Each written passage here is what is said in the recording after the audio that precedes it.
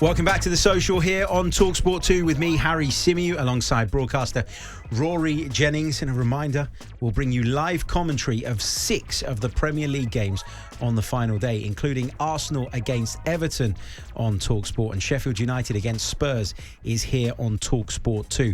Before we talk Spurs, let's hear now from their manager, Ange Postecoglou, who reflected on the 2-0 defeat against Manchester City, a game where some Spurs fans wanted their own team to lose to ensure Arsenal didn't win the title.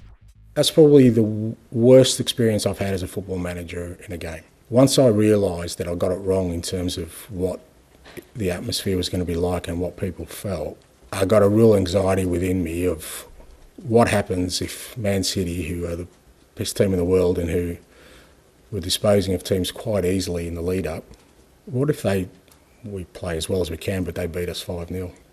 I got in cold sweats thinking about people questioning my integrity and the people I work with. There was a comment somebody mentioned to me in the commentary saying, Tottenham are having a real go here. Now, you're laughing about it, but that's 26 years of my life. If nothing else, people should know about me. I love this game, and I'm very principled. That's why I was animated on the night. I didn't enjoy the night, and because the atmosphere was, I felt like I just needed the boys to, and credit to them, I thought, aside from everything else, our football was outstanding on the night. That was important, not just for me, for the players, for our football club. Ange Postecoglou calling the other night the worst experience he's had as a manager, because he was worried, Rory, that people were going to question his integrity, even if his side went out and played well and got beaten comfortably by this juggernaut and machine of a team that we call Manchester City. I think it's ridiculous to say that's the worst experience as a manager when in the 2 previous games they got slapped up by their 2 biggest rivals. They got absolutely done by their 2 biggest rivals in 2 consecutive London derbies. Two derbies that their fans, he wants the fans on side, right? The fans were desperate to win. Tottenham fans would have given anything to beat Arsenal, not only securing themselves 3 points, not only securing themselves European football in the process, but denying Arsenal their first title for 2 decades. So you think the Spurs fans were right to turn up at the Tottenham Hotspur Stadium the other night, some wearing Manchester City badges on their shirts, some doing the Poznan in the stands. I know it was a small minority, but these are still people that call themselves Spurs fans. You think that with Spurs in the race for Champions League, that was right, that's the right attitude to go into that game with? Any Tottenham fan that wanted to win that game isn't a Tottenham fan by the true definition of the term. Nonsense, Rory. That's ridiculous. It's completely accurate. So a Tottenham fan should not want their side to be in the Champions League, should not want their side to receive the finance that comes with being in the Champions League that could potentially accelerate the Ange Postecoglou project to a point where they are competing for trophies, the thing that they've been seeking for decades. If a Tottenham fan prioritises qualifying for the Champions League over Arsenal winning the title, then they aren't a Tottenham fan. They don't understand the point of being a Tottenham fan. They don't understand the rivalry. But that's highlighting the issue that everybody talks about Spurs being Spursy, right? That's been going around for years. And the reason that people throw that at them is because sometimes when it matters, and it's not fair to say of all players and of all managers, sometimes when it matters, I don't want to use the term bottled it, but they've buckled. And maybe over the course of a number of decades, with that being the way people view Spurs, there is a mentality at that football club that is wrong. And Ange Postecoglou wants to change that mentality. He doesn't want them to be focused on what Arsenal do. He wants them to go and achieve things under him. He wants to achieve things. This isn't true, though. This isn't true. Ange Postecoglou has said all season, he's been banging on about it and telling anyone that will listen that Champions League football don't define us, mate. Champions League football don't define us. We aren't defined by Champions League football. I don't even care whether we make it into the Champions League. Suddenly the fans adopt a very similar policy. And he starts talking about the foundations of the club. What about the foundations of the club when they're getting battered by Chelsea? What about the foundations of the club when they're aiding Arsenal? When they're defending on the high line, mate, and conceding goals left, right and centre? What about those foundations? He is a complete hypocrite. He isn't a very good manager. He's not a pragmatic manager. And he is responsible for this. He is completely responsible for this. Tottenham fans who didn't want to win that game totally did the right thing. If the situation was reversed, and you know how you said the Spursyism, the ideology of Spursyism, this is part of it. But that's exactly it. It isn't part of it. It is, Rory, because wanting someone else to fail more than wanting your own team to succeed is the definition of that. No. It is. It's a small club mentality. Absolutely and not. Ange Postecoglou is better than that. Absolutely he not. He is better than that, and he doesn't want that for his team. This is not a Spursy thing, because Spursism as an ideology does exist. It's snatching defeat from the jaws of victory. It's that kind of thing. But this isn't an example of it. This is tribal pettiness in football. This would be applicable to who's a big Liverpool fans. Liverpool fans would want to lose if they could hand Manchester United the title. If Chelsea were in a similar situation, I would want to lose 10-0. If there was nothing up for grabs for them. Spurs had no chance, Rory. You're lacking principle. No. If Spurs had no chance of qualifying for the Champions League with a victory in that game, I would 100%, I wouldn't like it because I'm an Arsenal fan, and I'd be the first one to get online and complain about the way that they applied themselves.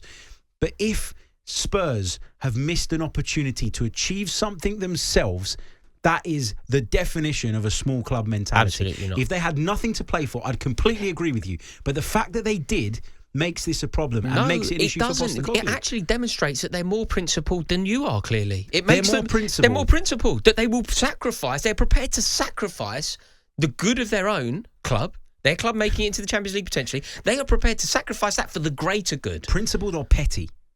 Both have a place in football. Because it would be at the detriment of their own achievement. Yes, to a degree. To a degree, that's true. But qualifying for a competition that they aren't going to win ultimately pales into insignificance when you're handing Arsenal their first title for 2 decades. You're redefining Arsenal. You're redefining Arteta. You are invigorating a football club that you despise. For the sake of what?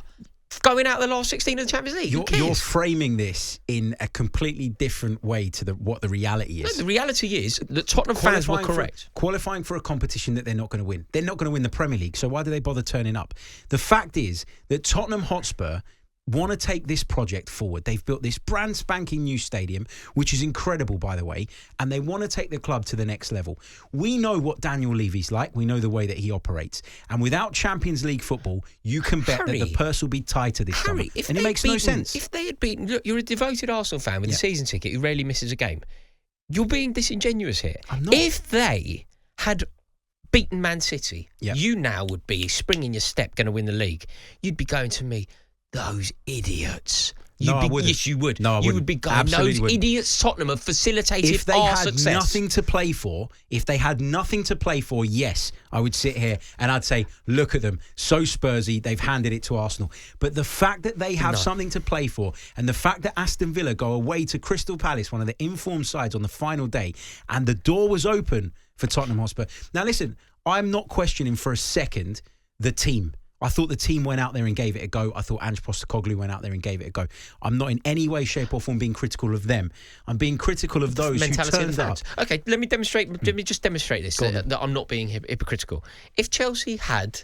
Chelsea took 2 points off Man City. If we had another 4 points, let's pretend that Chelsea beat Man City twice this season. So Chelsea would have another 6 points. We would be potentially going to qualify for the Champions League, say. So if you would say to me, Chelsea can take 6 points off Man City, which will hand Arsenal the league, Chelsea make it into the Champions League. Do I, now, accept Champions League space? You should. For putting you as champions? You should. Absolutely not. I'd rather finish 16th than give you a title. You should always prioritise the good of your own club first. No. And if you go into that game as a fan and you back your team and then they get beaten anyway, then you've got the consolation of having impacted Arsenal. And you can come away after the fact and you can say, it's fine because we made sure that Arsenal didn't win the title. So that can be your justification. If I offer you, Tottenham haven't won the league since 1961, right? Yep. 61, that is a beautiful record. It was closer to the Victorian era than it is to today. I offer you now the chance to end that run. Tottenham win the league. You finish 4th. I'll offer you a cup, Harry. In this game, I'll offer you a cup. Tottenham win the league, you win the FA Cup. What do you say? Do you take that trade? I take the cup. And you let them win the league? Because I prioritise my own team's success. I don't need... Your own team's success would pale into insignificance when they win the... No, the clear indicator of the difference in mentalities is that Arsenal don't have an inferiority complex when it comes to Spurs. If Spurs won the league, they'd still be 10 league titles behind Arsenal. No, so it's irrelevant. No. It wouldn't bother me. Obviously it would, but I'd prefer for my team to be successful first and foremost. And if in the process we mess them up, do then you know happy what? days. Look, I admire your mentality. You're a bigger man than me, and if God wanted me to be a bigger man, He would have made me something more than 5'5", right? So I hold my hands up to you, but I believe that you are wrong. I believe that you are wrong, Rory Jennings. On AM, on DAB, via the talkSPORT app and on your smart speaker. talkSPORT.